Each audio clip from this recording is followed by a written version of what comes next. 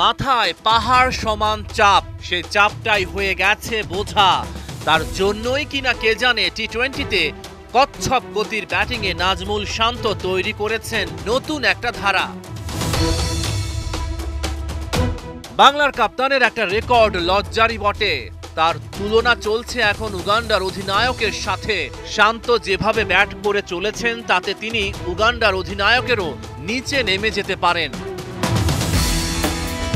টি-20 বিশ্বকাপের ২০ দলের অধিনায়কের মাঝে সবচেয়ে খারাপ ব্যাটিং স্ট্রাইক রেট উগান্ডার অধিনায়ক ব্রায়ান মাসাবার। তিনি এই ফরম্যাটে রান করেছেন ১০৭.৯৪ স্ট্রাইক রেটে। শান্তর স্ট্রাইক রেট ১০৯.৬৪। চিন্তার আরো কারণ আছে। দেশের বাইরে নাজমুল শান্তর ব্যাটিং রেকর্ড দেখলেই আঁতকে উঠতে হয়। ১০ ইনিংসের সংগ্রহ মোটে ১৯৯, একটাও 59। স্ট্রাইক রেট ভয়াবহ ১০৬.৪১। চলতি বছর বাংলার কাপ্তান মনে হয় ব্যাটিংটাই ভুলে গেছেন। ১০ ইনিংসে অ্যাকাউন্টে ১৯৪ রান, 51টা, স্ট্রাইক রেট ১০২.৬৪। টি-20 বিশ্বকাপের ডি গ্রুপে খেলবে বাংলাদেশ।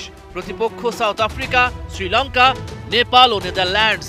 শ্রীলঙ্কার বিপক্ষে শান্তর স্ট্রাইক রেট ১১২, নেদারল্যান্ডসের বিপক্ষে ১২৫ এবং সাউথ আফ্রিকার বিপক্ষে ১০০।